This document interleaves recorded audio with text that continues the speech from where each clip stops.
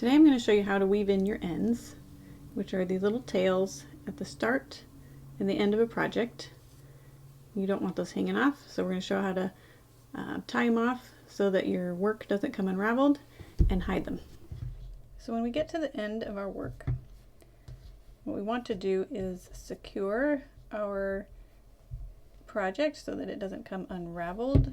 As you've seen, if you pull on your stitches, they will just come right out of your project. So you want to secure them into your work so that that does not happen, and you want to hide your ends so that everything looks nice and neat.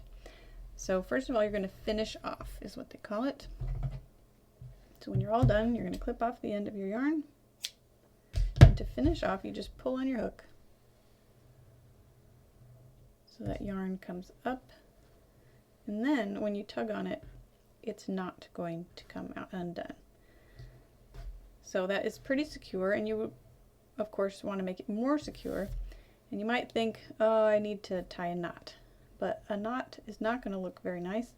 And then because you're going to have a bump in your work, and also when you have a knot, if you clip off right at the end of the knot, you can picture that that might eventually come undone and then cause your work to be unraveled, or at least having a little tail sticking out. So that is generally not what we do. What you want to do instead is you want to weave in these ends. So you're going to take a yarn needle and you're going to place your tail through the eye of that needle,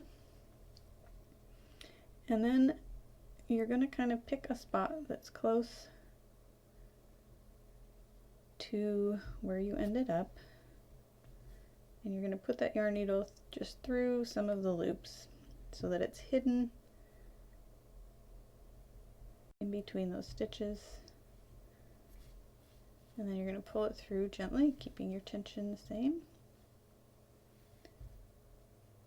And then you're going to turn and do it in the opposite direction, and this is what's going to kind of secure it, so it's not going to easily unravel if you have it in more than one direction. So we're going to come down to this next row, go through a few loops in the next row, and then you can go maybe in the next, or you can come back up to the one you already went through, do a little zigzagging back and forth.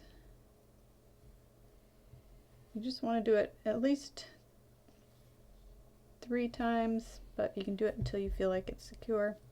Then you can clip it off.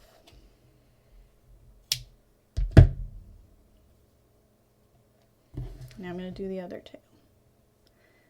This is called weaving in your ends, is what the pattern directions are usually going to say. Alright, so I'm going to find a spot close to where I ended up. Find a loop that's easy to get into. Go through a few. Turn around and do it back.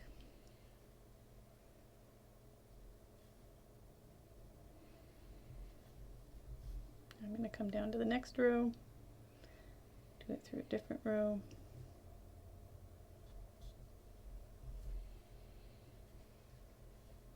Go around another loop, go back.